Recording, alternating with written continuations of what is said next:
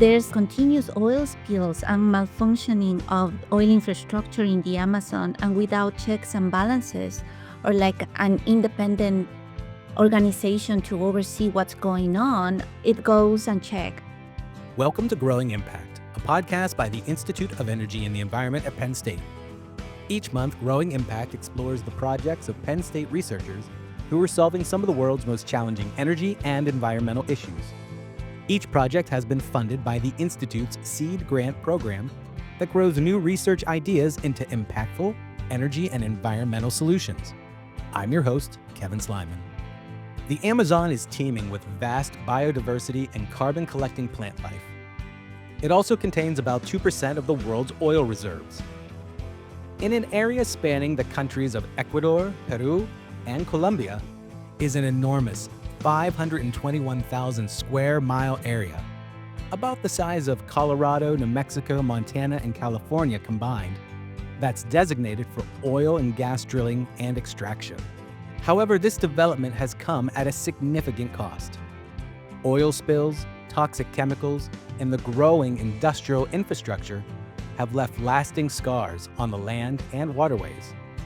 At the heart of it all are the indigenous communities who call the Amazon home, forced to navigate the pollution and defend their ancestral lands from the relentless expansion of oil companies.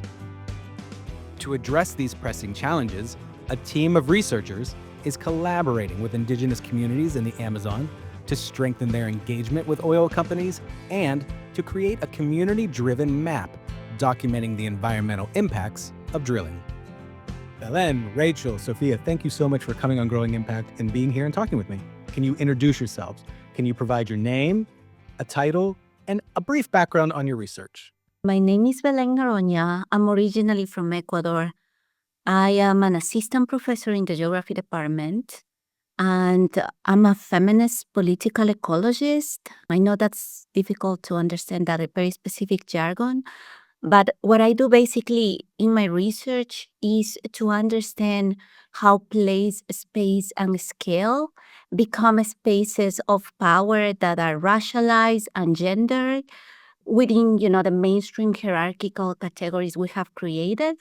And I applied my research in indigenous communities in the Andes, so Ecuador, Peru, and Bolivia, but I particularly work, or recently for the last 5 years, I've been collaborating with indigenous people in the Amazon of Ecuador, particularly women. These communities I work with are embedded in larger struggles to either resist, contest, or adapt to the expansion of the mining frontier in the Amazon. When I talk about the frontier, I'm talking about spaces that are off the grid. So it is like some areas are pristine, natural rainforests, other areas have some more intervention, and all these space that sometimes we imagine as disconnected or just out there, like a space of colonization out there in the Amazon, is actually populated by indigenous communities, rural folk, and even uncontacted tribes. My name is Rachel Brennan. I'm a professor and associate head of civil and environmental engineering. And my research historically has focused on bioremediation. So that means using microorganisms to clean up hazardous compounds. So things like hydrocarbons, like we'll be talking about today, and chlorinated solvents, explosives, emerging contaminants like pharmaceuticals, other things like that. But as my research evolved, I started finding that there was a lot of power in using not just microorganisms, but entire ecosystems to clean up the environment. And as I did that, I became really passionate about maintaining the biodiversity that we have remaining on our planet, which will also lead into our discussion today. So my name is Sophia Hoffman. I'm originally from Argentina. At Penn State, I'm studying environmental systems engineering. I'm a Schreyer and Millennium Scholar, and I'm in my junior year of my undergraduate degree. I've been involved with the Brennan Lab since my freshman year. I was in Dr. Brennan's office September of my first semester, so I was really excited about doing research. My first 2 years, I kind of shadowed projects that were going on in the Brennan Lab, but this project really caught my attention. It's what I'm really interested in and what I want to pursue in the future. I'm really interested in community work and how environmental engineering can provide aid to communities. So let's talk about the team. and even maybe a bit about the background of how you came together. Could you talk a little bit about that? Sure. So I'll start on that. This collaboration started last year after I read a New York Times article about how Ecuador was trying to avoid drilling for oil in one of their most biodiverse places in the Amazon rainforest. And it's one of the most biodiverse places on Earth. And the way the story goes, the true story goes, is that the president of Ecuador in 2007, he appealed to the world to help Ecuador raise enough money that they could basically conserve this pristine place and not drill for oil. And their goal was to raise $3.6 billion.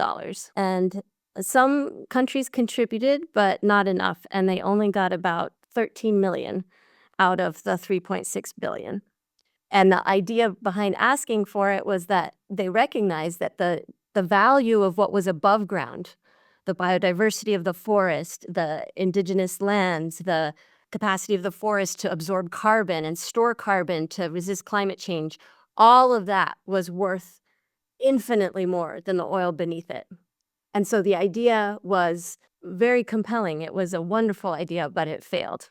And the article goes on to explain how Ecuador had to go ahead and drill in these places, and that led to contamination, it led to health effects, it led to fragmentation and biodiversity loss. Initially, the idea was to put together an interdisciplinary group of people from Penn State to do something about the expansion of the oil frontier in the Yasuni National Park in Ecuador. This is Oil Block 43, best known as the ITT field site. And so then, like my work in the Amazon, I've been working in the Amazon probably for 15 years now. So I know this area very well. I hadn't worked within this oil block, but nearby this oil block. So I was explaining to Rachel, it is very difficult to undo the damage. It's already drilled. We have 3 fields. There's like all this infrastructure already in Yasuni that separates the crude from formation water and all the impurities we get out of like extraction. And, the damage is done. We can undo it. But anyway, so from this conversation, I think we decided that maybe some more local effort was needed before, trying to put an interdisciplinary group of people that we thought, could help the communities living in and around this national park resist expansion or the furthering of the extractive frontier, which I personally thought it was very little what we could do to aid these communities. And I said, no, there are people who want to help. We just need to all get together and we can do something, And so maybe that's naive of me, but, I'm this eternal optimist, and I thought there's people I know that want to do the right thing and that want to help.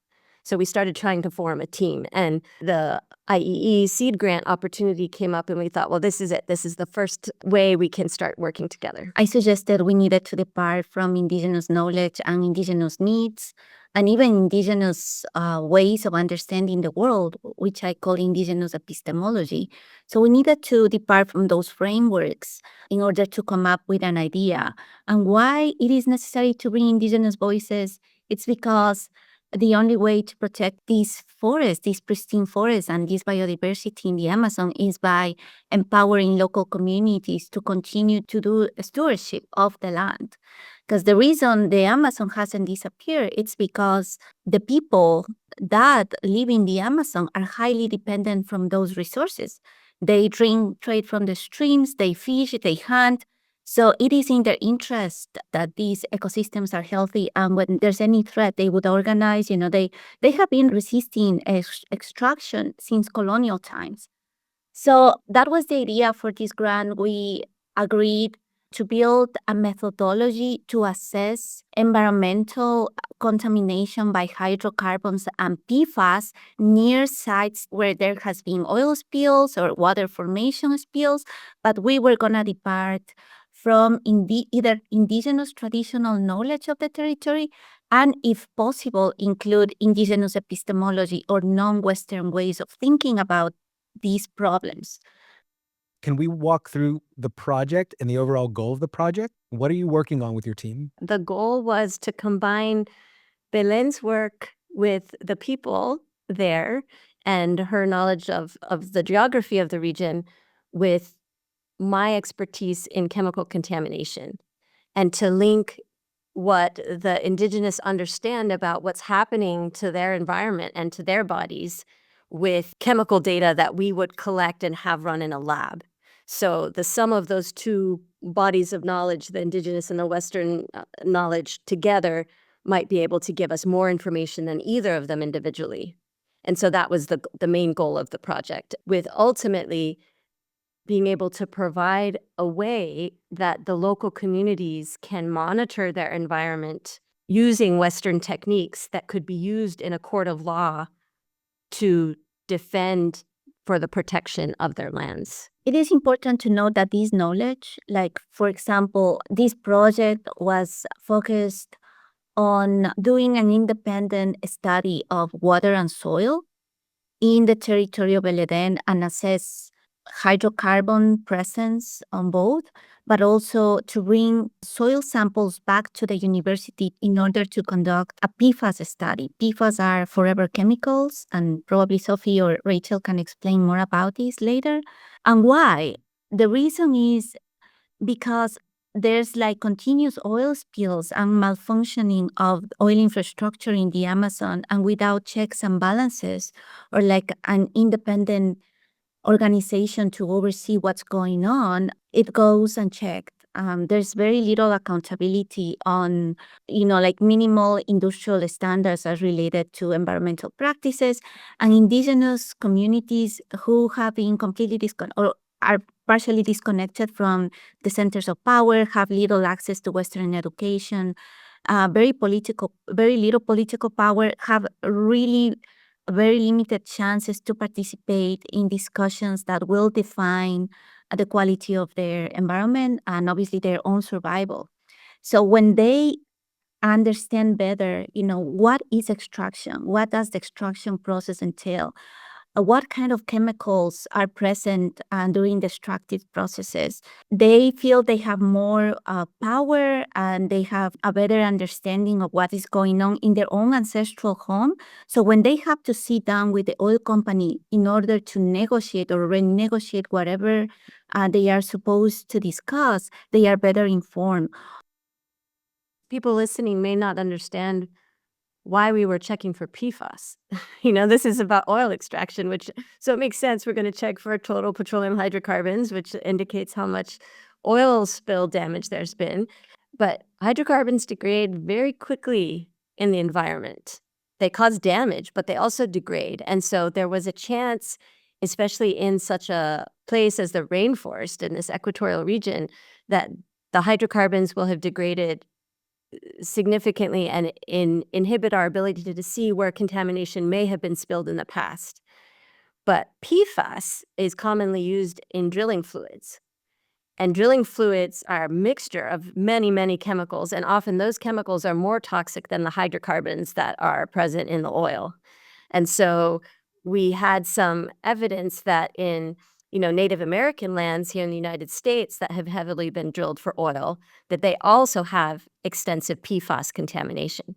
So it's almost like a marker for where contamination has been in the past. So that's why we chose to also check for PFAS. So a key facet of the project is working with indigenous people in the Amazon. You've talked a bit about it. Can you talk about the connections that you have in the Amazon and the importance of having indigenous partnerships in the project, why it's so crucial? Well, I'm Ecuadorian and I am from the highlands. Actually was born in the capital city, but I have indigenous ancestry. And as many other Ecuadorians and Latinos in general in Latin America, we are not very far away from our indigenous ancestry.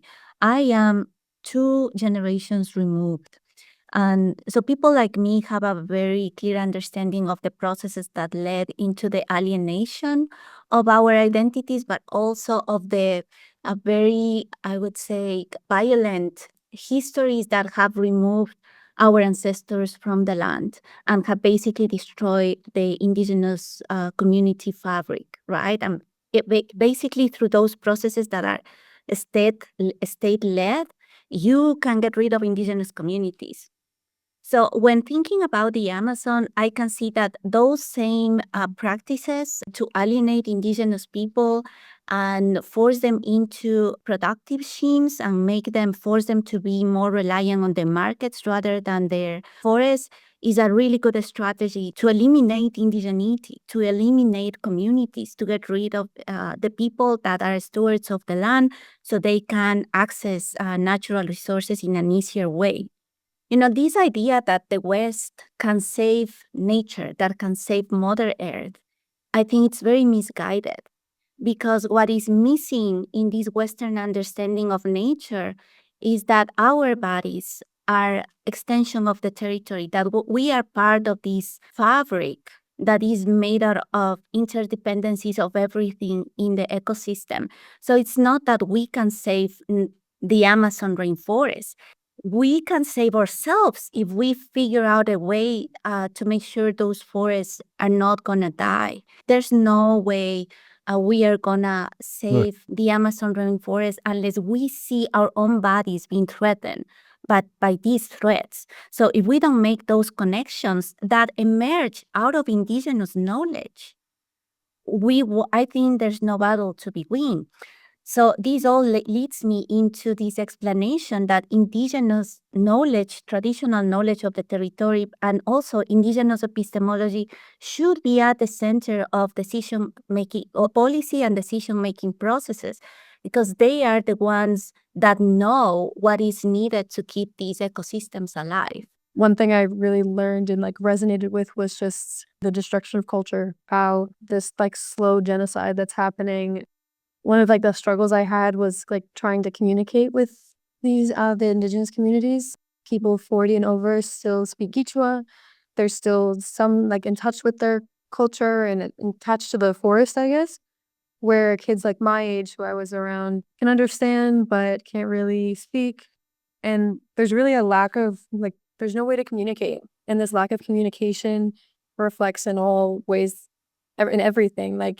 When they're working with the companies, when they're having disagreements within the community, if you can't think critically, I guess, think deeper beyond a surface level, it really creates a lot of issues. So I think I do resonate a lot. And it is hard to have hope after I went into it very starry-eyed, very excited to create a change, and I left very, very frustrated.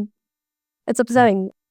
Can you share about the indigenous concept of body territory? So body territory is a cartographic attempt of making sense of indigenous worldviews that argue that the nature, there's no separation between culture and nature.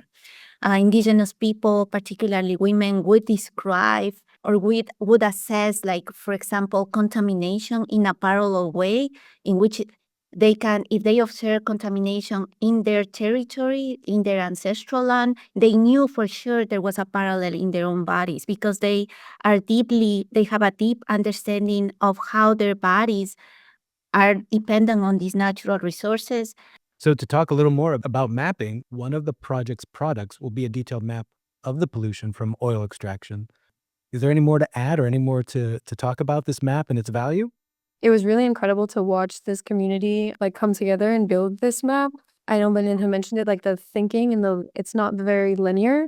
So it was really interesting to try to find dates of or months or different things that had happened in people's lives and connect them to oil spills and connect them to locations. So you have a group of people and they were all putting in random little bits of information from the last 20 years.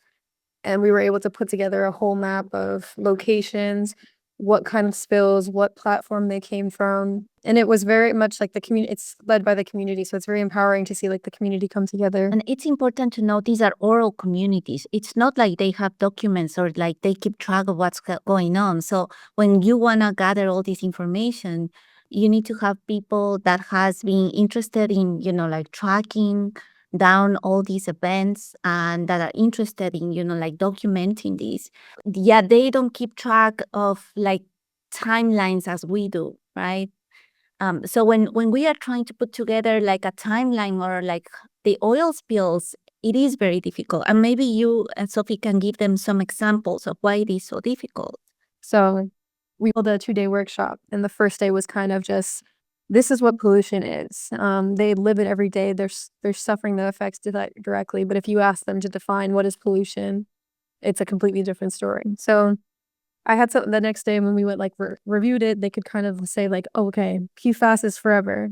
Total hydrocarbons are not forever. And like that basic understanding, I think, really just changes the way they can see pollution, the way they can see their rights, and the way they can proceed in the future. So they are not tracking the years as we usually track. They track everything else, which to me is way more complex. If you can remember like all these details, that this multitude of the details of life that happened when, let's say, the 2016 oil spill took place, right?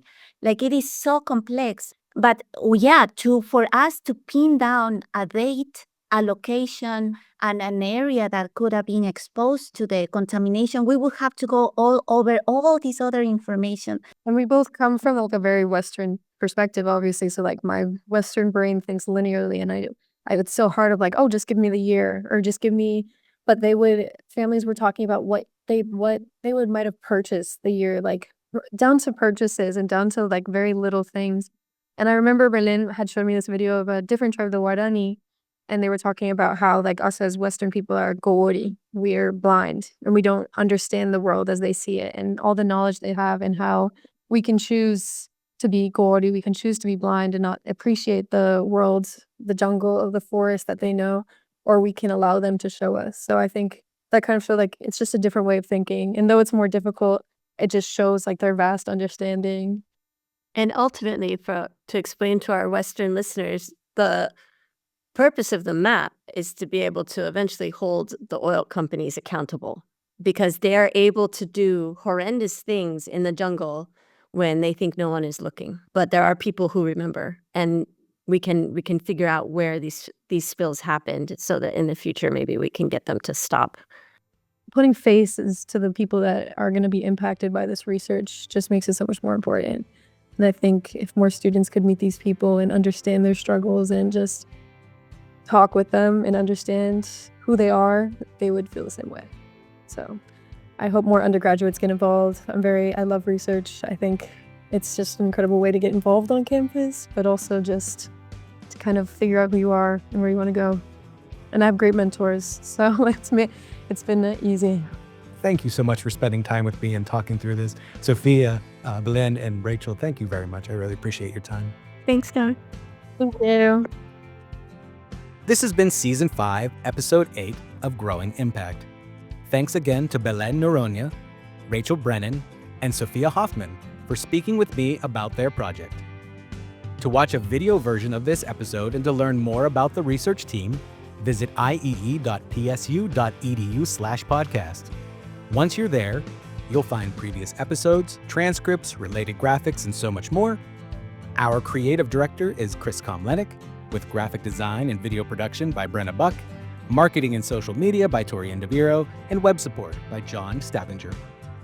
Join us again next month as we continue our exploration of Penn State research and its growing impact. Thanks for listening.